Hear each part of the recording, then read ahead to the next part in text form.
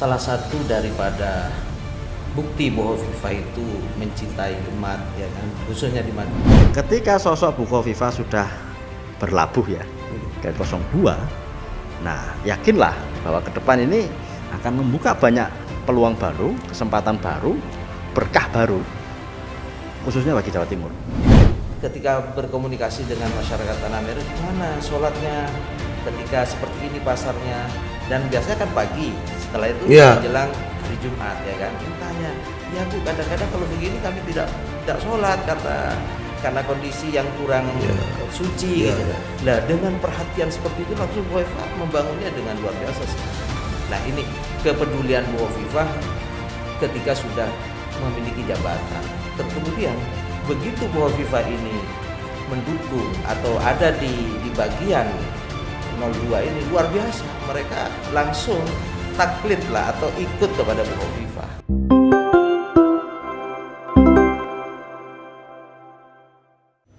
Assalamualaikum warahmatullahi wabarakatuh. Salam sejahtera untuk semua di sini. Shalom, Om Swastiastu, Namo Buddhaya, salam bajikan rahayu. Tentunya di yang sangat spesial di hari ini kita melaksanakan ini program yang luar biasa perdana di Jawa Timur. Khususnya kita menyambut podcast perdana kita, Wis Wayahe Podcast. Tentunya persembahan dari tim kampanye daerah Jawa Timur untuk memenangkan paslon nomor urut 2 Prabowo Gibran di Jawa Timur. Dan hari ini kita sudah kedatangan tamu spesial kita, tentunya yang terhormat kami ucapkan selamat datang untuk Bapak Kiai Haji Mukhlis Muhsin. Assalamualaikum warahmatullahi wabarakatuh. Waalaikumsalam warahmatullahi wabarakatuh. Sangat adem ya, ada Surabaya, ada Jawa Timur. Kita juga tentunya beliau ini luar biasa, menjadi pimpinan Pondok Pesantren Al Anwar Bangkalan Madura. Alhamdulillah. Tepuk tangan dong buat beliau, luar biasa. Matur sembah nuwun, matur sakelangkong. Dan juga tentunya tokoh muda di Jawa Timur juga, ada Jawa Timur. Tentunya kami ucapkan yang kami hormati Mas Fahrul, pengamat politik Universitas Airlangga. Assalamualaikum Mas Kevin. Waalaikumsalam. Dan tentunya saya Kevin Brengos dari Pride Jawa Timur. Kita akan mengawali di podcast perdana kita. Dan tentunya untuk konsep maupun judul perdana kita sangat menarik sekali di mendekati hari-hari ya, menyambut kemenangan kita Mas Fahrul ya, dan juga Pak Kiai. Baik, tema kita pada hari ini kita akan membahas segmen yang oke banget. Next. Ya, Wis Wayahe Podcast mempersembahkan dengan survei di Provinsi Jawa Timur sendiri, kita mencapai Prabowo Gibran 55%. Wah, ini harus kita banggakan ya. Loh, keren. Nah, yang kita pertanyakan sendiri pada Mas Fahrul mungkin secara sektor global di Jawa Timur, dan apakah ini menjadi Hovifah ya, Indah Parawansa, Ibu arek-arek Jawa Timur, ibunda kita, dengan efeknya beliau menjadi tim kampanye nasional Prabowo Gibran di masa-masa ini. Mungkin Mas Fahrul, silakan Mas Fahrul. Oke, saya ingin mengawali bahwa Bu Hovifah ini kan tokoh ya, yang bukan baru ya. Baru artinya tokoh yang memang sudah mengakar tidak hanya di Jawa Timur sebenarnya, melainkan di Indonesia secara keseluruhan. Oh ya. Ketika beliau di beberapa minggu lalu statement atau deklarasi untuk bergabung ke TKD, saya rasa ini menjadi variabel atau mungkin menjadi kekuatan yang sangat besar ya bagi paslon 02 khususnya di Jawa Timur untuk mendongkrak dukungan pemilih. Di samping itu juga Jawa Timur harus diingat sebagai provinsi yang secara demografis itu kalau nggak salah nomor 2 atau nomor 3 ya nasional ya, setelah Jawa Barat. Nah, saya rasa ini menjadi kekuatan yang sangat diperhitungkan bergabungnya Bu Hovifah. Pertama bahwa beliau ini kan gubernur itu kan sudah memiliki dukungan elektabilitas ya yang teruji. Ya. Jadi dari Pilgub 2019 kemarin itu beliau sudah istilahnya teruji sebagai tokoh yang mampu memiliki basis massa real. paling tidak melalui organisasi perempuan terbesar di Indonesia ya, Yes. Muslimat. Dan yang kedua, saya rasa selama kiprah beliau menjadi gubernur di Jawa Timur ini, program-program yang berjalan ini banyak sekali yang menuai prestasi ya. Jadi sangat istilahnya sangat prospektif ya Bukovifa di Jawa Timur, apalagi dengan track record kepemimpinan beliau kaitannya dengan nasional ya. Pusat ini saya rasa sangat sinergis. Jadi di eranya Pak Jokowi, Bukovifa ini bisa istilahnya tektok ya, antara kebijakan nasional maupun kebijakan di lokal Jawa Timur itu sinergis ya. Nah, bergabungnya Bukovifa yang belum lama ya dari deklarasi resminya di media, jadi baru hanya berapa minggu ini sudah mampu. Iya, mencapai 55%. Bahkan sekarang terupdate ada 56%. Iya, mantap. Tepuk tangan lagi dong ya dengan efek dari Ibunda area Jawa Timur ini ya.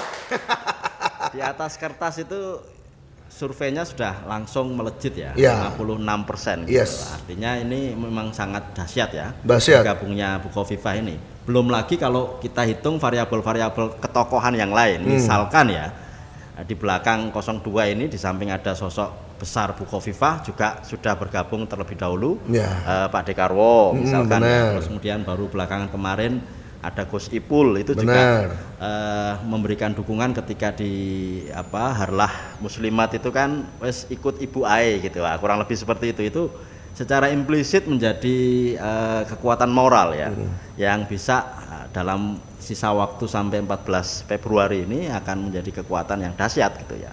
Kalau mungkin targetnya itu 65-70% di Jawa Timur. Saya rasa itu bukan hal yang mustahil. Artinya itu hal yang realistis bisa dicapai ya. Karena apa? Pertimbangan Bukovifa, Pak Dekarwo gitu kan sosok-sosok yang sudah pernah memegang Jawa Timur ya. Secara teritorial maupun secara elektabilitas. Secara istilahnya kepemiluan ya. Jadi sudah teruji bagaimana kemudian mendekati, bagaimana kemudian memelihara, ngopeni, ngayomi Jawa Timur itu saya rasa sudah tidak diragukan, sehingga itu menjadi target seandainya ya TKD Jawa Timur ini 65 atau 70 bahkan 75 itu saya rasa enggak hal yang mustahil ya, itu itu susah bisa, ya, karena banyak tokoh-tokoh yang realistis bergabung dicapai, Jadi waktu yang sisa ke depan ini saya rasa sangat sangat memungkinkan itu bisa dikejar ya. Dengan sekarang mengejar menang sekali putaran. Nah, gitu. Walaupun juga di sisi lain memang ada catatan menarik dalam perkembangan kepilpresan sekarang ini ya, ketika variabel ke-NU-an ini juga menjadi pertimbangan lain ya. Jadi ada pertarungan narasi. Pertarungan wacana di media-media baik offline maupun online, baik media mainstream maupun media online ya, itu bagaimana sih suara NU nanti gitu ya. Nah, itu juga menjadi pembahasan umat ya. Jadi itu menarik. Itu nanti mungkin bisa kita bahas lebih lanjut ya. Tapi intinya bahwa memang bergabungnya Bukovifa ini satu sisi beliau secara personal memang menjadi magnet yang besar. Beliau sudah mengayomi Jawa Timur setidaknya hampir 5 tahun terakhir ya. Beliau sudah teruji secara elektabilitas, terus program-programnya juga banyak prestasinya di Jawa Timur, sinergis dengan pemerintah pusat. Ketambahan lagi di sisi lain didukung oleh tokoh-tokoh lain yang juga berpengalaman ya, tidak semata-mata hanya di media melainkan di bawah ya. punya kaki-kaki, punya akar ya, grassroots itu akar rumput yang kuat gitu. Nah, saya rasa itu menjadi variabel yang sangat memperbesar kekuatan bagi 02. Saya rasa begitu Kevin ya. Oke. Baik, tepuk tangan lagi dong buat Mas Farul, luar biasa. Kita juga melihat tadi secara topik generalnya Mas Farul menyampaikan sosok Ibunda anak-anak Jawa Timur ini sangat menjadi magnet besar untuk segala elemen kalangan yang ada di Jawa Timur. Mungkin kita bisa bergeser kepada Pak Kiai, ngapunten Pak Kiai. Kalau Pak Kiai menjadi sosok ya tokoh agama yang berpengaruh di Madura, khususnya di Kabupaten Bangkalan dan sekitarnya. Kita melihat dengan adanya magnet nih dari ibunda kita, arek-arek Jawa Timur, Ibu Khofifah Indar Parawansa. Nah, menurut Pak Kiai seperti apa? Silakan Pak Kiai. Nah, terima kasih. Bu Khofifah ini adalah menurut teman-teman atau warga Madura adalah suatu sosok yang dikagumi dan kebanggaan. Ya. Bahkan dari organisasi beliau yang namanya Muslimat. Ini kalau ditanya perempuan-perempuan atau wanita-wanita yang sudah di Muslimat itu kalau ditanya agamanya apa? Muslimat gitu nah. Jadi bukan Islam tapi dari Muslimat. Dari Muslimat itu mencerminkan suatu apa ya? Bentuk suatu ideologi ya kan. Walaupun pastinya ada yang menyebut Islam gitu. Dari itu adalah Bu Khofifah merupakan simbol Islam yang kuat. Nah, dan Madura merupakan agamis ya, orang-orang yang agamis. Kemudian dengan Bu Khofifah bergabung di TKN, apalagi merupakan tokoh sentral ya kan di Jawa Timur, ini luar biasa pengaruhnya. Bahkan saya lihat semenjak Bu Khofifah ini memproklamirkan dirinya sebagai tim di TKD ya, ini di kampung-kampung itu sudah memajang foto-foto Pak Prabowo Gibran yang disandingkan dengan Bu Khofifah gitu loh. Ini luar biasa sampai ke pelosok-pelosok desa. Termasuk kami sendiri karena termasuk adalah salah satu dari relawan Bu Khofifah. Kami taruh di tempat-tempat mana. Luar biasa. Tepuk tangan lagi dong buat ibu kita yang luar biasa. Kalau di Madura sangat sukses sekali. Nah, mungkin dengan tapal kuda apakah akan bersinergi bersama ya dengan daerah-daerah nantinya di Jawa Timur, Pak Kiai? Tapal kuda kebetulan memang sama dengan Madura ya kan. Bahkan dikatakan orang Madura menyebutnya tapal kuda itu dah Madura swasta. Karena bahasanya tapal kuda ya memakai bahasa Madura gitu. Ya sama. Hatinya juga apa ya, kecintaannya bahkan kebanggaannya kepada Bu Khofifah luar biasa sama. Berarti memang menjadi salah baik lagi ya yang disampaikan Mas Farul, Pak Kiai menyampaikan Bu Khofifah ini menjadi salah satu tokoh perempuan yang sangat berpengaruh ya di segala elemen, mungkin emansipasi perempuan dan prestasi-prestasi yang beliau capai selama menjadi pemegang elektoral di Jawa Timur itu. Dan mungkin lagi ke Mas Farul, Mas, kita mau ngomong masalah efek dari Ibu Khofifah Indar Parawansa.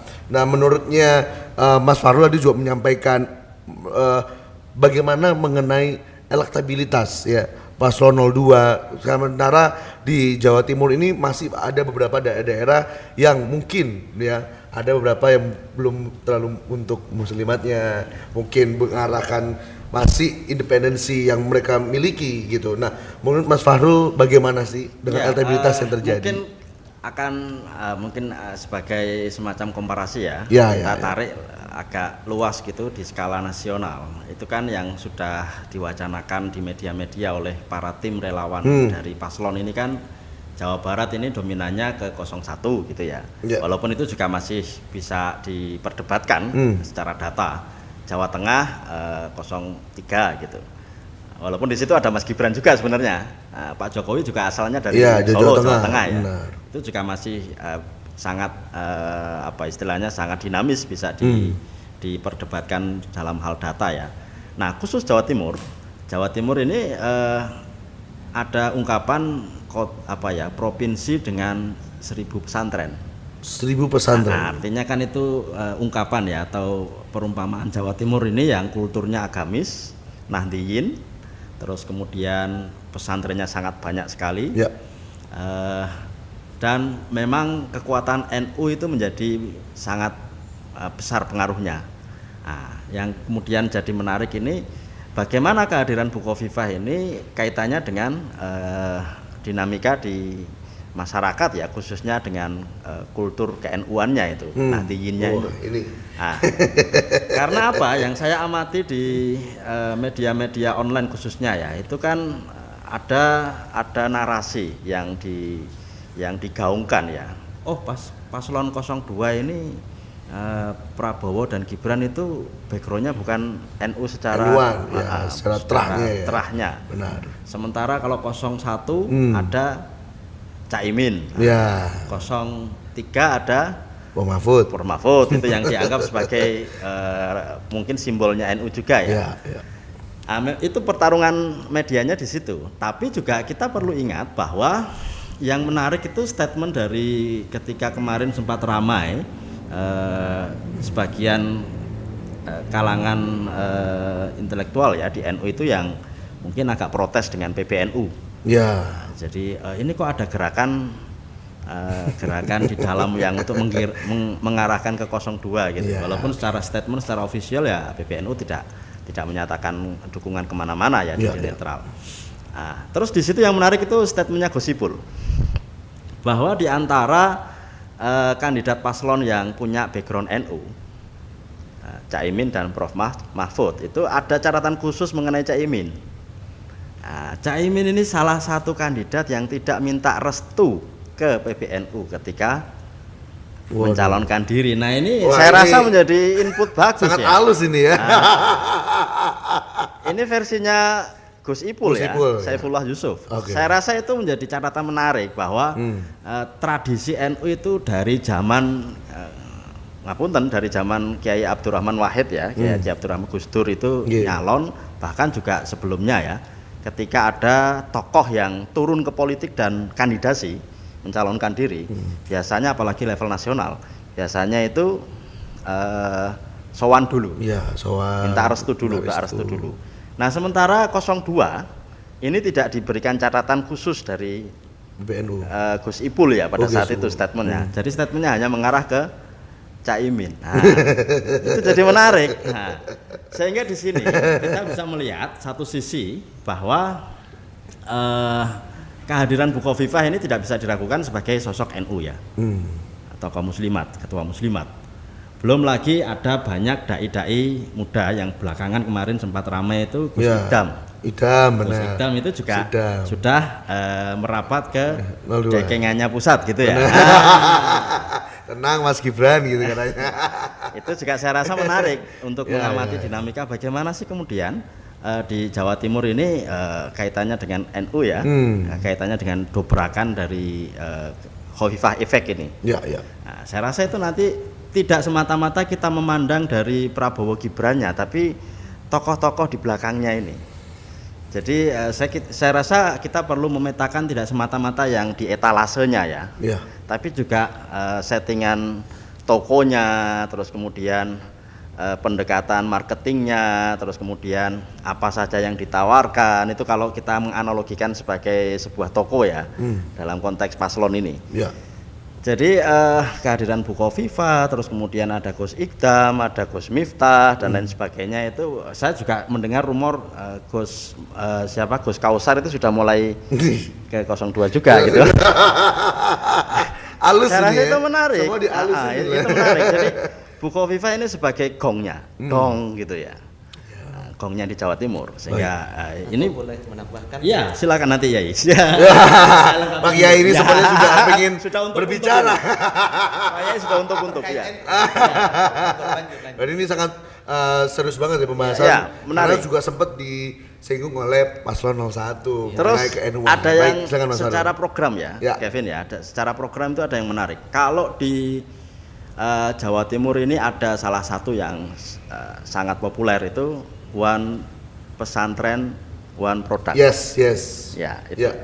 Terus kemudian 02 ini saya amati di program yang ditawarkan ini ada salah satunya yang kaitannya dengan pesantren secara eksplisit, itu dana abadi pesantren. Dana abadi pesantren itu rasanya sangat klik ya.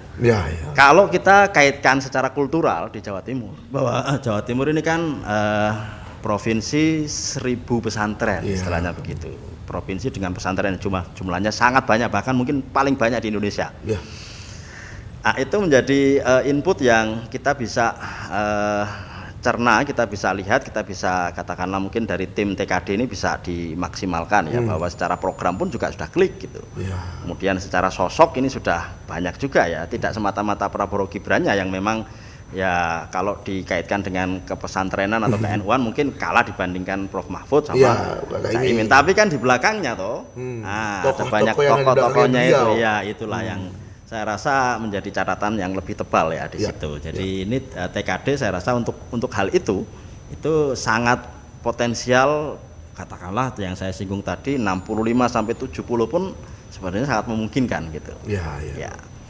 Nah, sehingga mungkin pendek kata ya, kalau seandainya digaungkan sekali putaran, Jawa Timur ini sangat menentukan. Sekali putaran ya. Nah, jadi sekali putaran itu kan ya teman-teman mungkin bisa lihat ya alasan-alasan di belakangnya seperti apa yang rasional begitu. Oke. Baik, tepuk tangan lagi dong buat Mas Farul dong, tepuk tangannya. Ya, jadi kita sudah melihat ya pada anak-anak Jawa Timur bahwasanya Jawa Timur ini sangat kental dengan pesantrennya, sangat kental dengan ke-NU-annya, dan ada beberapa program Prabowo Gibran yang menyentuh sampai ke akar rumput ya dengan grassroots tadi disampaikan. Nah, mungkin saya mau mendengar dari sisi Pak Kiai tadi juga sempat mau bahas juga ini bagaimana. Monggo Pak Kiai Mukhlis, silakan. Kalau tadi Mas Fahrul membahas tentang ke-NU-an, dan tidak perlu diragukan ke-NU-an dari dua tokoh kita yaitu Pak Prabowo dan Mas Gibran, maka kami ambil dari Mas Gibran. Mas Gibran ini adalah representasi dari Bapak Jokowi. Lah, tidak ada ceritanya pemimpin-pemimpin bangsa ini mulai dari Pak Harto Pak Harto, kemudian Pak Habibie, Gus Dur ya kan, sampai akhirnya ke Pak Jokowi. Justru Pak Jokowi lah yang kemudian menetapkan tanggal 22 Oktober sebagai Hari Santri. Nah, ini luar biasa. Sedangkan Hari Santri yang bertepatan dengan 22 Oktober ini adalah bersamaan dan disinonimkan dengan istilah resolusi jihad. Dan resolusi jihad itu adalah hanya ada di NU. Nah, ini luar biasa. Jadi kalau orang meragukan paslon 2 ini jauh dari nilai-nilai kuat, justru pada paslon nomor 2 ini lebih NU dari yang ada.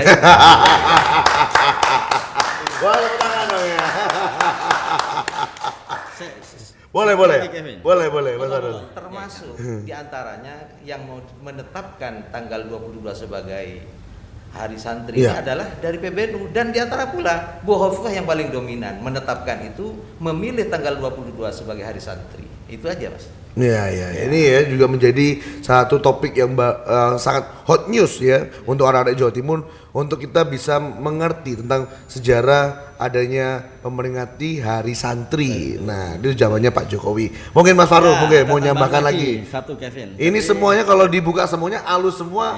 Wes pasti tak jamin nih ya, wis wayahe. Kita nggak cuma melihat etalasenya ya, Prabowo Gibrannya, tapi juga tokoh-tokoh di belakangnya. Ada satu lagi yang kelewatan tadi. Mas. Tidak semata-mata tokoh politik juga ya. Ada juga tokoh spiritual yang sangat disegani bahkan di dunia. Presiden Thariqah dunia. Nah, yang saya maksud ini Habib Lutfi, Pekalongan. Itu kan sebagai istilahnya kekuatan yang sangat besar ya. Di 02, walaupun tidak spesifik Jawa Timur, tapi juga basis masanya, akarnya itu di mana-mana di seluruh Indonesia ya, khususnya di Jawa Timur ini pengikut Thariqah dari Habib Lutfi ini sangat besar sekali. Jadi ini silent tapi sangat sangat besar kekuatannya gitu. Efeknya itu sampai ke mana-mana, senyap tidak terlalu banyak. Tapi impactnya besar. Tapi sebenarnya ketika itu sudah mengarahkan dukungannya, itu rasanya akan jadi kekuatan yang dahsyat ya. Saya rasa begitu, Kevin ya. Iya. Habib Lutfi ya saat itu mencium saling bercipaki-cipiki dengan Mas Gibran. Kita melihat juga di sosial media. Alhamdulillah kita juga tentunya kalau mesin paslon 01 menyampaikan tentang ke-NU-annya Bu Hovifah, mungkin paslon ini harus belajar dan banyak belajar dengan tokoh-tokoh Jawa Timur ya. Ya, terus mungkin saya mau ke Pak Kiai lagi nih, Pak Kiai, mengenai Madura dan Tapal Kuda ini kan saling bersinergi, saling beririsan masing-masing, dan kita melihat seluruh elemen arah-arah Jawa Timur, mulai dari yang mungkin usia saya yang generasi-generasi milenial, Gen Z ya, banyak melihat efeknya Ibu Kofifa ini sangat luar biasa dirasakan oleh seluruh sahabat-sahabat saya yang ada di Madura Raya. Nah, ini juga kita melihat mengenai investasi politiknya beliau ya, seorang ibunda kita Bu Kofifa Indar Parawansa melihat pergerakan-pergerakan selama ini yang Bu Kofifa rasakan dengan warga yang ada di Madura Raya maupun Tapal Kuda seperti apa Pak Kiai? Silakan. Salah satu daripada bukti Bu Kofifa itu mencintai umat ya kan, khususnya di Madura. Pernah beliau ini satu ketika diundang oleh suatu tempat. Tempat ini dikelilingi sungai besar. Malam-malam dan juga rintik-rintik hujan, kita ikut itu ya kan, bersama almarhum Kiai Haji Khalid Al-Busiri Sampang. Waktu itu sebagai Ketua Tanfidiyah NU, itu beliau datang jauh dari dari niat beliau untuk jadi gubernur waktu itu. Ini beliau sudah tanamkan kecintaan beliau terhadap masyarakat Madura dan tentu juga pada masyarakat Tapal Kuda yang kulturnya sangat sama, dan banyak hal lain yang sifatnya besar. Kofifa sangat banyak meninvestasikan pengabdiannya di masyarakat Madura, terutama beliau sekarang waktu jadi gubernur ini luar biasa. Madura betul-betul diperhatikan.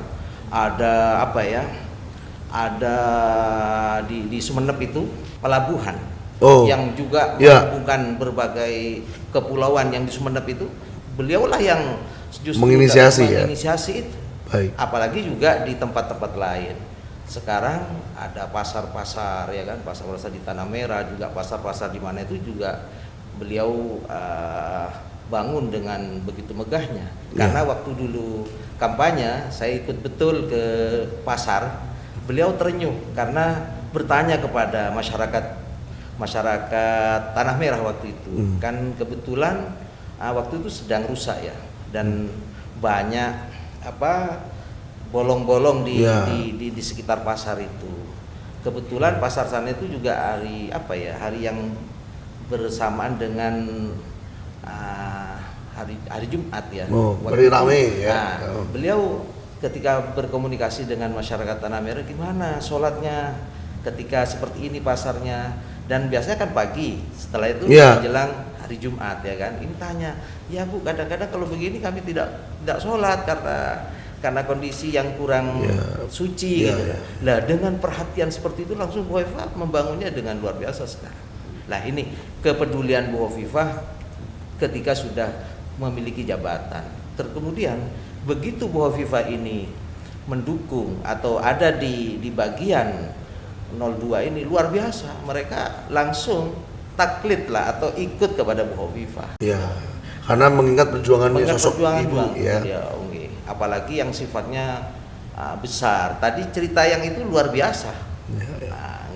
Itu aja Mas. Iya Pak Kiai, luar biasa. Itu ulangan lagi dong buat Pak Kiai dan juga menceritakan perjuangan dari ibu kita ya, Ibu Kofifa Indar Parawansa, melihat ada perkembangan pembangunan infrastruktur yang ada di Fasum di Madura Raya, dan alhamdulillah juga kalau kita ngomong masalah Sumeneb itu sangat dicintai oleh anak-anak Jawa Timur, khususnya anak-anak muda, karena banyak pantai, banyak perkembangan yang bisa diciptakan ya, ekonomi kreatifnya, terus juga bisa dengan wisatawan asing yang hadir di Pulau Madura, khususnya di Sumeneb nih Pak Kiai.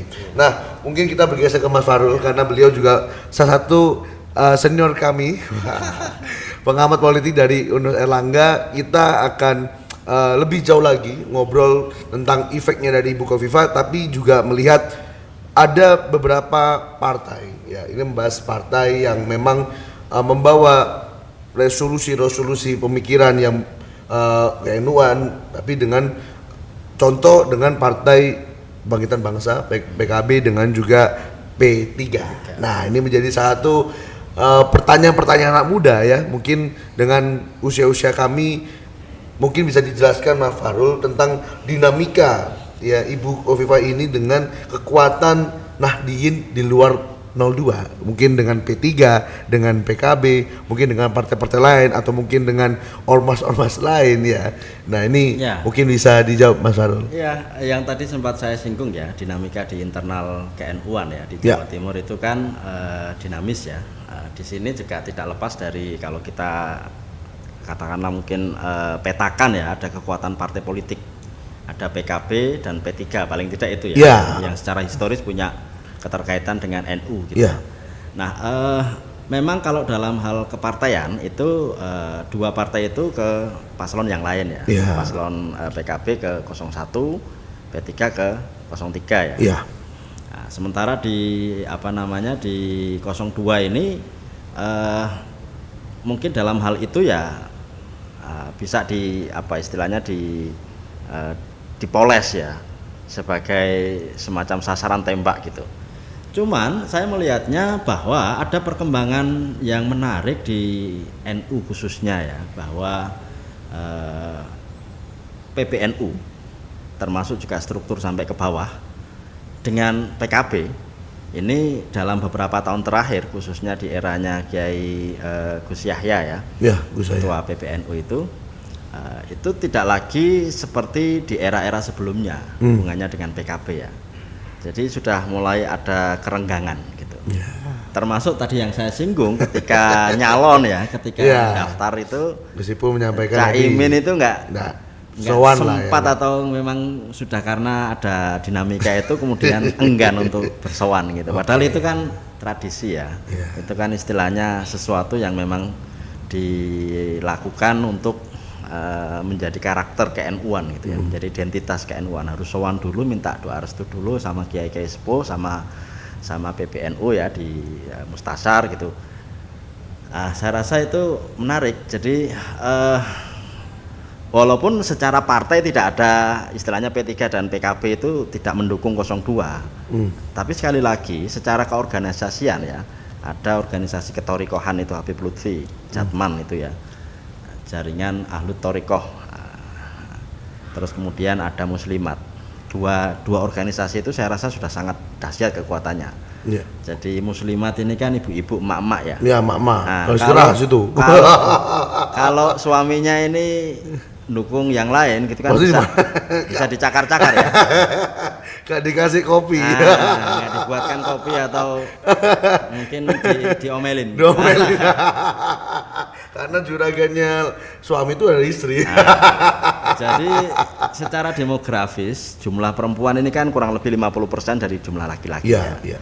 Nah, ketika sosok perempuannya ini bergabung ke 02 ini walaupun tidak ada partai politik PKB atau P3, saya rasa itu menjadi kekuatan lain yang bahkan tidak semata-mata mengimbangi tapi bisa lebih jauh ya, mengungguli ya. Termasuk juga tadi ada Jatman itu ya, Jamaah Ahlut Torikoh An-Nahdiyah gitu istilah singkatannya ya. Jadi jamaahnya Habib Lutfi di seluruh Indonesia ya, khususnya di Jawa Timur yang saya rasa ini sangat banyak sekali jumlahnya gitu. Jadi Jatman ini kan organisasi non politik, tapi ketika kemudian ada sesuatu yang diperjuangkan oleh istilahnya dekengan pusatnya ini Habib Lutfinya ini, ya tentu saja di bawahnya akan mengikuti. Ada relawannya kok, namanya itu Nderek Guru. Dari guru. Daru gitu. Daru. Sudah menjadi kekuatan yang sangat besar ya. Ya. Jadi kalau nanti 14 Februari itu bisa 65-70% ya di Jawa Timur ini, rasanya itu bukan sesuatu yang jauh atau sesuatu yang sulit atau mustahil, tapi itu realistis bisa dilakukan gitu. Bisa tercapai. Belum lagi kalau nanti agak melebar sedikit ya. Bagaimana dengan kalangan nasionalisnya gitu kan? Kan di Jawa Timur nggak semata-mata NU, ada nasionalis juga. Iya. Misalkan ya kalau boleh menyebutkan, selain Presiden Jokowi katakanlah ya, mungkin secara formal beliau tidak pernah menyatakan dukungan, tapi ya kita sudah rahasia umum ya, yang nyalon kan anaknya ya, itu sudah mengarah ke 02. Ada juga presiden sebelumnya Pak SBY itu juga Jawa Timur. Iya. Pacitan. Iya. Nah. Itu juga ke 02. Artinya itu mewakili garis nasionalis juga ya. Iya. Jadi itu Pak Dekarwo, gubernur sebelumnya itu ke 02. Artinya memang all star-nya ini sangat sangat dahsyat ya di 02 ini. Saya rasa ya seperti itu Kevin ya. Ya. Ini menarik ya. Tadi banyak disimpulkan juga dengan alus-alus yang kalau misalkan nanti ikutin terus ya. Tapi sebelumnya boleh loh Pak Kiai kita ngopi dulu, boleh. Ya, tadi udah disinggung dengan ngopi. Karena kalau Wiswayai Podcast ini kalau nggak ngopi, ya duduk Wayai Podcast. Monggo, bismillah.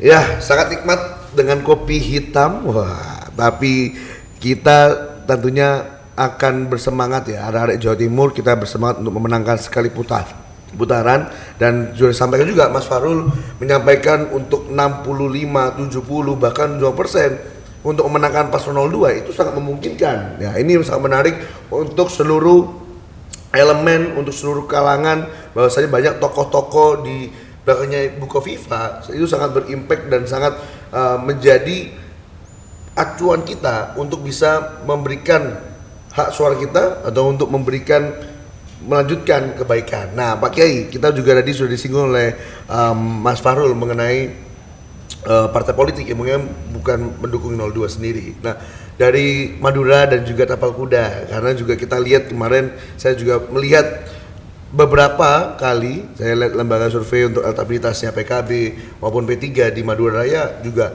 sangat impact gitu. Nah, kiranya Pak Kiai gimana dengan ada kehadiran Bu Khofifa dan ke-NU-an Bu Khofifa dengan Madura Tapal Kuda?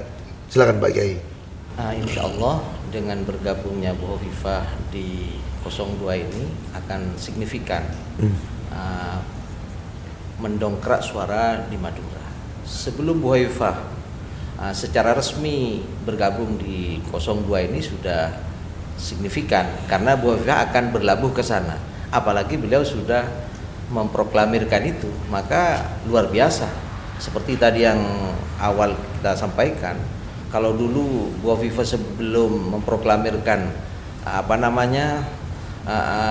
tidak menampakkan ya kan secara jelas tentang relawan Khofifa untuk kemenangan Prabowo Gibran, sekarang sudah mereka sampai ke tingkat-tingkat pelosok. Istilahnya sampai ke baret itu barisan RT, sampai ke RT. Di tingkat RT sudah ada gambar Prabowo sama Bu Khofifa. Dengan Bu Khofifa. baik. Bahkan sekarang ini saya dengar katanya ada rokok ya kan, ada rokok ini yang gambarnya Prabowo Gibran. Juga sebelahnya ada gambar Bu Khofifa. Cuma saya belum dapat ini. Ada yang kata dapat, saya bawa hari ini. Tapi itu sudah ada. Lupa saya tidak bawa itu. Ini sungguh luar biasa. Kalau sudah sampai ke level-level rokok, berarti ini penggemarnya kan sudah luar biasa banyaknya. Di samping itu, Bu Khofifa memang telah banyak menanamkan investasi politik dan pengabdiannya di Madura. Seperti tadi yang saya sampaikan. Bu Khofifa luar biasa memperhatikan orang Madura ini, luar biasa. Dari mafia saya sendiri, ketika Bu Khofifa ini ada ulama-ulama Madura ingin bertemu, beliau acara apapun dibatalkan, bahkan di cancel untuk menemui ulama-ulama Madura yang nama Basra, karena kami ini adalah bagian dari ulama-ulama Basra. Ulama Basra itu adalah Badan Silaturahim Ulama Pesantren Madura. Jika kemudian ulama-ulama Madura yang bersurat yang biasanya dititipkan kepada kami itu, beliau langsung mengagendakan sesuai apa yang menjadi keinginan dan jadwal dari ulama-ulama Madura itu, termasuk perkumpulan atau NU semadura ini. Kalau beliau ingin menemui beliau langsung, beliau ini memberi jadwal sesuai apa yang menjadi keinginan orang-orang Madura. Luar biasa Bu. Itulah ibunda kita anak-anak Jawa Timur, terlihat dan juga disaksikan oleh seluruh elemen warga yang ada di Madura Raya maupun Tapal Kuda. Ya, kita lihat bagaimana kecintaannya Ibu Khofifa terhadap perubahan-perubahan yang terjadi di Kevin, satu Madura lagi Raya. Kevin. Boleh. Mas Farul. Kemarin waktu Harlah Muslimah di Jakarta itu ya di GBK ya. Itu ada satu hal yang menurut saya juga sangat menarik dan strategis ya. Jadi ada semacam tagline gitu sebagai output dari Harlah itu, muslimat sebagai garda terdepan bebas stunting, kurang lebih seperti itulah. Ya. Jadi muslimat ini misi utamanya nanti itu ya membebaskan masyarakat ya dari stunting itu. Stunting ya, jadi Nah itu saya rasa kesehatan termasuk ke ibu dan anak Iya, ya, iya. kesehatan anak generasi Kalau, masa iya, depan ya, benar. terus juga kesehatan ibunya juga. Iya. Artinya itu menjadi tawaran isu, tawaran misi yang saya rasa sangat nanti ke depan ya menjadi kebutuhan utama ya dari masyarakat kita, kebutuhan primer gitu. Iya. Jadi kita generasinya ke depan bebas stunting gitu. Nah, dan Khofifa melalui Muslimat itu sudah mendeklar itu dengan eksplisit ya.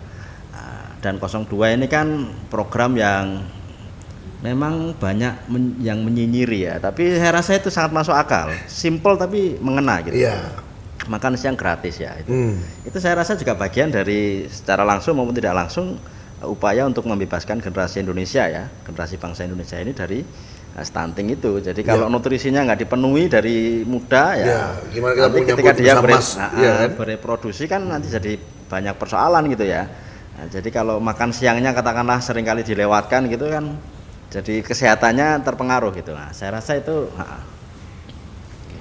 menarik. Jadi catatan menarik ya bagaimana isu stunting ini dibawakan oleh Muslimat ya pasca Harlah kemarin, dan 02 juga punya program yang klik dengan itu. Nah, dan itu akan saya rasa ke depan akan sangat dibutuhkan oleh generasi kita ya. Wah, ini informasi nih buat emak-emak Jawa Timur ya. Program stunting ini juga menjadi salah satu program unggulan dari Prabowo Gibran ya. Bahwasanya Prabowo Gibran ini punya program kerja Astacita yang bisa disampaikan di awal dan sudah dideklarasikan dengan semangat juangnya untuk mencapai Indonesia Emas 2045. Stunting menjadi persoalan bukan hanya akal-akalan mungkin ya, karena banyak yang dulu nyinyiri orang-orang. Kita selalu buat konten, selalu kita bombastis dengan apa sih gunanya stunting sebagainya. Nah, ini adalah program dari WHO, dari World Health Organization menyampaikan bahwasanya untuk stunting ini menjadi persoalan penting dalam mencapai Indonesia Emas 2045. Dan ada program di Pak Prabowo dan Mas Gibran menyampaikan yang Mas Farul sampaikan bahwasanya dari Mama Jawa Timur melalui Muslimat sudah bergabung untuk membebaskan stunting yang ada di Jawa Timur. Ini menjadi salah satu pencapaian dan juga jadi komitmen utama Mama yang dijaminkan untuk memilih Bapak 02 kan begitu. Jadi Muslimat ini nggak hanya di Jawa Timur sebenarnya Kevin. Muslimat kan sikupnya Indonesia. Benar. Jadi menjadi garda terdepan untuk menyelesaikan persoalan stunting ini misi utama membebaskan generasi bangsa dari stunting itu. Iya.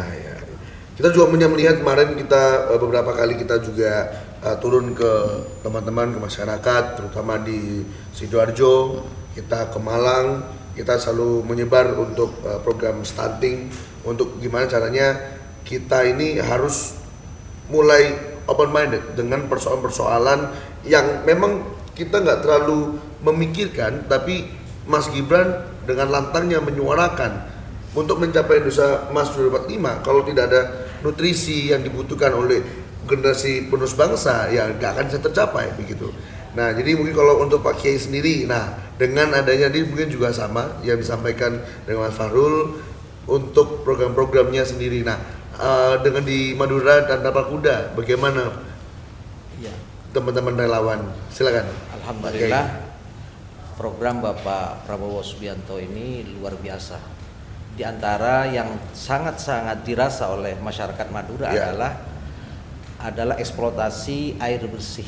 Ya, menarik dan juga ini. Pipanisasi. Alhamdulillah Pondok Pesantren Al Anwar kemarin tanggal 23 baru kemarin banget ini kemarin. Nah, beliau datang ke pondok kami meresmikan itu se-Madura. Pak Prabowo-nya Bapak datang. Prabowo sendiri. Iya, Bapak Prabowo sendiri datang tanggal 23 hari Selasa kemarin. Nah, ini begitu antusiasnya, bisa dilihat di media. Kami itu tidak mengundang orang. Ternyata yang hadir itu 5.000 lebih. Bisa dilihat di media. 5.000 pasti. 5.000. Mulai dari beliau landing di suatu tempat dari pesawat dari helipad itu, dari itu sampai ke area pondok padahal sekitar 1,5 kilo penuh orang, dan mereka lari mengikuti mobil beliau itu sampai ke lokasi. Pondok itu full, tumpel-blek orang di situ. Luar biasa. Nah, apalagi ketika beliau memberikan sambutan ya, bahwa di Madura sudah diresmikan oleh beliau itu dalam 2 bulan ini. 2 bulan ini sudah 2 bulan Mas ya. Begini 2 bulan itu. Iya. Halusnya dari Pak Kiai ya, modelnya pada santri-santri. 2 bulan itu beliau turun ke Madura. Iya. Nah, pertama bulan apa ya? Di bulan Oktober ya beliau ke Madura meresmikan 15 di daerah Pamekasan. Kemudian meresmikan lagi kemarin di tanggal 23 itu sebanyak 15 se-Madura. Dan ini sebenarnya banyak ratusan air bersih yang telah beliau eksploitasi di Madura dan pipanisasi, cuma yang siap kemarin itu 15. Nah, makanya beliau resmikan dan semua orang menyambutnya dengan riang gembira, terutama di daerah kering di tempat kami. Di pondok kami ini memang bukan hanya minim air, tetapi justru tidak ada air ketika musim kemarau. Nah, maka dengan program Bapak Prabowo Subianto ini adalah mengilustrasi pengeboran air bersih ini justru memberikan suatu energi baru dan juga menyegarkan bagi pondok pesantren, karena nasibnya sekian ratus bahkan ribuan santri yang kemudian sulit mendapatkan air ini sangat terganggu kegiatan-kegiatan di pondok pesantren. Nah, dengan program ini makanya ketika kami diwawancari oleh beberapa media bagaimana program ini untuk ke depan, saya sampaikan jika beliau diberi amanah oleh Allah Subhanahu wa taala menjadi seorang presiden, tolong program ini jangan dihentikan. Bentuklah semacam satgas khusus sekiranya bisa menangani air-air bersih yang beliau bisa bor kemudian disalurkan ke berbagai masyarakat termasuk kepada pondok pesantren. Nah, inilah luar biasa Bapak Prabowo. Dan kita mendekati hari H, pastinya kita sangat optimis ya untuk menyambut kemenangan 14 Februari 2024 untuk memenangkan paslon nomor 2 Prabowo dan juga Mas Gibran. Cuman di sini saya Kevin juga ingin menyampaikan, karena banyak teman-teman itu kalau anak muda sekarang ini swing voter ya, antara dia tuh ya mau milih 02, entah mau milih yang lain gitu.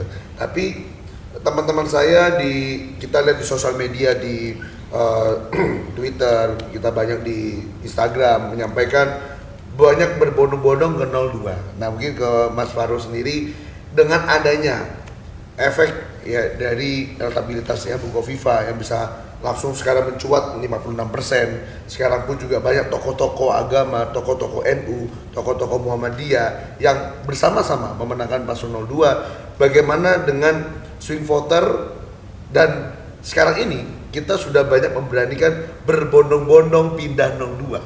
Ya, jadi yang dulunya mereka berkampanye yang lain, sekarang banyak berbondong-bondong ke 02. Nah, Mas Farul dari pengamat politik, ini juga menjadi salah satu hal yang sangat-sangat hot news ya untuk seluruh elemen yang ada di Jawa Timur. Biarkan anak di Jawa Timur yang nonton YouTube kita Wis Wayai Podcast. Nah, langsung tonton ini karena ini ada jawaban yang sangat-sangat kita tunggu, bagaimana swing voter dan undecided voter. Yes. Silakan Mas Farul. Ya. Saya rasa pertarungannya sekarang ini kan salah satunya ya yang paling potensial di antara paslon-paslon yang ada ini memperebutkan undecided. Jadi pemilih yang belum memutuskan, belum memutuskan, dan swing voters ya. Swing voters ini pemilih yang masih terombang-ambing. Ya sudah bisa memilih tapi belum yakin betul dengan pilihannya, bisa berubah gitu. Nah, bagaimana dua kategorisasi pemilih itu, voters itu menjadi pertarungan di antara paslon yang ada. Dan kalau di Jawa Timur, saya rasa sih yang tadi saya sempat sampaikan ya, secara kultural itu Nahdliyin ini arus besarnya ya ke 02 ya. Arus besarnya walaupun secara kepartaian itu satu ke 01, satu ke 03, tapi juga ada catatan menarik dalam kajian kepemiluan ya, bahwa elektabilitas partai ini tidak serta-merta berbanding lurus dengan elektabilitas kandidat perorangan. Jadi kita tidak bisa lantas mengkaitkan ya, katakanlah PKB itu dapatnya berapa persen gitu, mungkin 10% katakanlah, dengan sendirinya kemudian NU akan ke sana semua gitu, enggak seperti itu. Tapi pertarungan kandidat personal dalam konteks pilpres ya, ini berbeda dengan pertarungan di partai.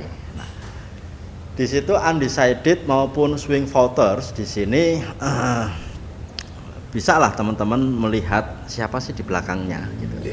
02 ini Bukoviva sudah join, sebelumnya sudah ada Pak Dekarwo dan lain sebagainya, dan Bukoviva ini kayak gongnya gitu, teng gitu ya. Belum lagi ada Mas Emil ya. Mas Emil itu juga sebagai representasi dari kalangan muda juga. Dan banyak yang lain lagi, artinya termasuk Gus Ikdam tadi dari kalangan muda ya. Jadi KNU-an tapi yang milenial, Gen Z gitu. Saya rasa itu menjadi pertimbangan yang sangat mempengaruhi, sangat menentukan bagi swing voters maupun undecided voters. Belum lagi program-program yang ditawarkan kaitannya dengan 02 ini ya, misalkan yang tadi anti bebas stunting itu ya, itu terus kemudian UMKM, terus desa wisata. Jadi ini saya rasa ini sudah menjadi prestasi dari Bukoviva yang kita rasakan bersama. Belum lagi proyeksi ke depan Jatim menjadi lumbung kedaulatan pangan. Lumbung kedaulatan pangan ini juga penting. Ini kaitannya dengan generasi juga ya. Nah, kita bisa katakanlah mungkin punya bahasa sentilannya itu, kita punya sinyal, punya data ya, punya istilahnya ini kuota. Tapi kalau nggak bisa makan buat apa gitu. Nah, itu kan menarik. Jadi kuota kita banyak tapi secara gizi kita nggak terpenuhi kan ya. Ya artinya absurd ya. Yang lebih penting bagaimanapun ya kebutuhan fisiologis kita ya. Jadi kebutuhan kesehatan gitu yang penting. Nah, kedaulatan pangan itu juga menjadi catatan penting ya. Bagaimana Jawa Timur ini di pemerintahannya Pak Jokowi sekarang ini menjadi salah satu lumbung pangan ya. Belum lagi ke depan juga secara geografis, seandainya nanti IKN itu jadi diwujudkan ya. Jadi ibu kota pindah ke Kalimantan, secara geostrategis, geoekonomi Jawa Timur ini sangat penting posisinya. Jadi lalu lintas apapun ya, lalu lintas manusia, lalu lintas barang, lalu lintas informasi, lalu lintas uang, itu Jawa Timur itu potensial sekali. Dibanding ke Jawa Barat, atau ini bukan menegasikan yang lain ya, tapi kita melihat secara mungkin lebih terukur ya, secara geografis ini yang berdekatan dengan Kalimantan ya, dibandingkan Jakarta ya Surabaya. Gitu. Jadi saya rasa itu menjadi potensi yang besar ke depan ya, untuk bisa dimanfaatkan ya, dan itu akan menyerap banyak lapangan kerja, akan menciptakan pekerjaan baru nantinya. Terus kemudian menjadikan Surabaya ini kota yang lebih besar lagi dan tidak terlambat seperti Jakarta. Kalau Jakarta itu sudah terlalu kompleks, sudah terlalu ruwet ya. Surabaya ini masih memungkinkan untuk ditata, dan secara kultur juga masih bagus kontrol sosialnya ya, dibandingkan Jakarta ya.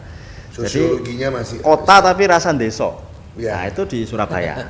Benar, masih ada unggah-ungguhnya. Iya, kontrol sosialnya masih besar. Benar. Kalau malam itu saya juga mendengar banyak sholawatan, terus orang mengaji itu. Itu suasana desa yang saya temukan di kota besar seperti Surabaya. Dan itu tidak hanya di Surabaya, banyak di kota-kota lain di Jawa Timur ya. Itu saya rasa lekat kulturnya ya. Tapi juga secara progres, secara akselerasi ekonomi, pendidikan, infrastruktur dan lain sebagainya itu pesat gitu. Jadi itu hal yang menarik bahwa ketika sosok Bukoviva sudah berlabuh ya ke 02, Nah, yakinlah bahwa ke depan ini akan membuka banyak peluang baru, kesempatan baru, berkah baru, khususnya bagi Jawa Timur. Jadi ya kalau undecided ini malah jadi kampanye saya. Nggak apa-apa, sebatas informasi Ya, lah. Saya halus menginformasikan. aja, Ya, halus. saya menginformasikan. Jadi posisi saya sebagai pengamat ya. Pengamat. Akan membuka banyak peluang baru, kesempatan baru, berkah baru bagi masyarakat Jawa Timur, khususnya pemuda ya, kalangan muda, dan khususnya lagi Umur saya yang memang membutuhkan pekerjaan, undecided dan swing voters ini. Yes. Jadi ya kenapa tidak gitu. Ya, Nah, saya rasa begitu. Baik, tepuk tangan lagi dong buat Mas Farul, luar biasa ya. Ini penyampaiannya sangat lugas dan juga kalau kita berpikir realistisnya memang apa yang disampaikan Mas Farul sudah benar. Dan maka itu arah-arah Jawa Timur ya, aku memberikan beberapa penyampaian bahwasanya kita di podcast perdana kita menyampaikan untuk undecided atau mungkin untuk swing voters agar mulailah untuk melihat program kerja yang bisa kalian manfaatkan buat masa depan kalian. Jangan lagi anak muda hanya bisa mencacati, hanya bisa berkomentar di sosial media saja tanpa memperjuangkan aspirasi, gagasan dari teman-teman semua di sini. Nah, karena kita punya waktu yang luar biasa, karena ini diskusi kalau misalnya kita lanjutkan bisa berjam-jam, karena ini sangat-sangat istimewa pembahasan kita dengan ada efek dari Ibu RS Jawa Timur dengan Ibunda Khofifah Indar Parawansa. Untuk itu mungkin bisa Pak Kiai bisa memberikan closing statement untuk warga-warga, untuk para senior-senior, para adik-adik yang ada di Maduraya hingga ke Tapal Kuda. Apa mungkin closing statement-nya yang akan disampaikan oleh Pak Kiai Muklis? Silakan Pak. Sebelum kita penyampaian penutup ya, ini juga perlu saya menambahkan apa boleh. yang disampaikan Boleh. oleh Mas Fahrul ini luar biasa. Ya. Bahwa kenapa banyak sekarang orang berpindah atau juga yang belum menentukan pilihan, semua berbondong-bondong kepada 02. Yang sering kita dengar dulu dari kalangan pendukung-pendukung Pak Jokowi yang notabene mereka adalah PDIP. Ya. Baru ini juga ada siapa? Sirait. Marwar Sirait. Sirait. Dan diikuti oleh 150. Iya. Nah, apalagi media terkini menyampaikan itu ada di 6 kabupaten kota, kader-kader PKB doyong-doyong berbondong-bondong semuanya berbondong-bondong semuanya ke 02. Iya. Nah, kenapa mereka sudah mulai sadar bahwa memang dengan kondisi global seperti sekarang ini, dengan kasus Ukraina ya kan, dengan Uni Soviet, kemudian dengan Rusia juga Palestina ini semakin mereka berpikir perlu sosok pemimpin yang memiliki keberanian dan memiliki pemikiran yang global tentang keamanan negara kita. Dan itu tidak ditemui dari paslon yang lain kecuali ada di Pak Prabowo. Ini nggak ada. Mereka berpikir, kalau nanti, mohon maaf ini, kalau nanti pemimpin kita di 2024 bukan Prabowo Subianto, ini apa jadinya negara kita yang tentu akan menjadi sasaran negara adidaya Amerika dan yang seterusnya. Ini mereka khawatir. Mohon maaf ya, kan hanya kadang yang hanya sekedar retorika, pemimpin hanya sekedar wacana-wacana yang itu hanya kan itu mereka tidak berpengalaman tentang bagaimana keamanan dunia. Global security. Tetapi Pak Prabowo tidak diragukan lagi. Dari inilah kemudian mereka berpikir, wah ini wes wayahe Pak Prabowo memimpin Indonesia.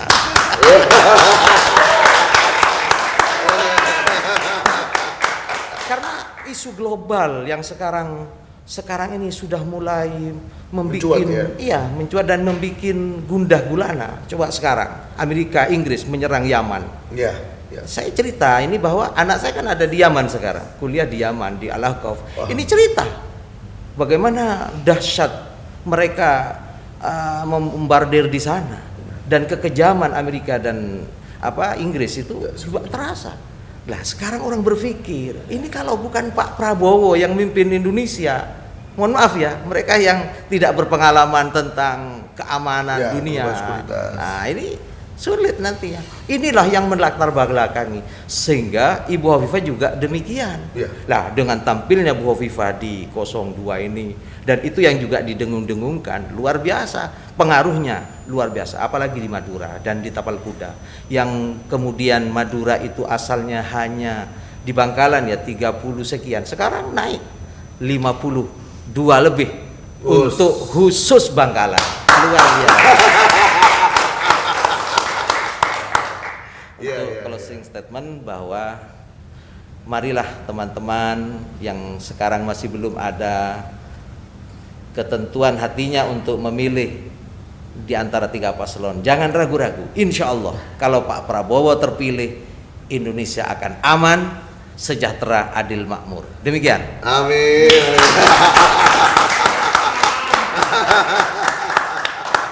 Ya, Wis Wayahe Podcast tadi sudah mendengarkan statement yang disampaikan oleh Pak Kiai Mukhlis Muhsin, bahwasannya sudah saatnya Wis Wayahe arek Jawa Timur ngomong masih Wis Wayahe Prabowo Presiden Republik Indonesia ke-8. Ya, mungkin kita juga mendengarkan statement dari pengamat politik, tentunya Mas Fahrul menyampaikan kepada untuk menyambut kemenangan kita mendekati beberapa hari ke depan ini juga sangat-sangat dibutuhkan lah sosok anak-anak muda yang bisa mendebrak ya, memberikan gebrakan, memberikan gagasan untuk mulai berpindah berbondong-bondong ke 02. Silakan Mas Fahrul. Saya rasa untuk potensi 02 ya, dengan hadirnya Bu Hovifah ini semakin menguatkan, semakin dahsyat ya kekuatannya. Dan statement penutup menurut saya yang ingin saya sampaikan ya, kalian khususnya undecided maupun swing voters ya, para pemilih pemula pemilih pemula atau pemilih yang sudah pernah milih 1 kali katakanlah ya. Itu kalau masih gamang, saya rasa bisa dipertimbangkan lah apa-apa yang tadi sempat kita bahas bersama ya, dari mulai sosoknya, dari mulai kulturnya, ideologinya, dari mulai tawaran-tawaran programnya, dari mulai bukti yang sudah di apa istilahnya ditorehkan ya, dari Bu Hovifah maupun Pak Dekarwo maupun pemerintah sekarang ya, Pak Jokowi. Saya rasa itu menjadi catatan penting. Jadi itu bisa menjadi input ya, wawasan pengetahuan untuk mengarahkan pilihan gitu. Tapi yang tidak kalah penting dari semuanya menurut saya, bagaimana sih kita mengupayakan pemilu khususnya Pilpres ini berjalan lancar, aman, dan kalau bisa dipercepat, kenapa harus dilambat-lambatin? Karena apa? Biar kita nanti menyambut bulan puasa ini dengan kusuk. Jadi apalagi termasuk juga ketika Lebaran ini nggak ada lagi pilihan-pilihan itu lagi, jadi sudah menyatu lagi, sudah bergabung lah istilahnya. Bergabung lagi, benar.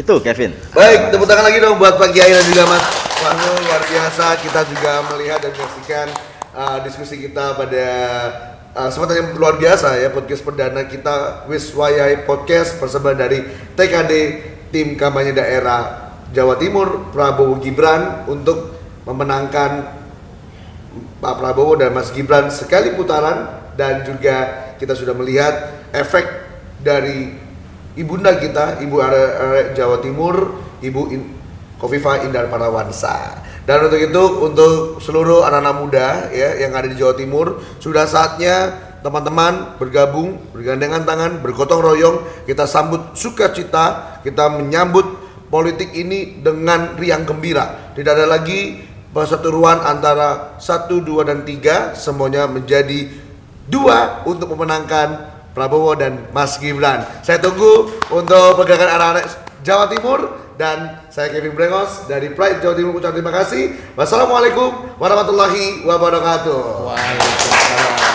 Sampai jumpa.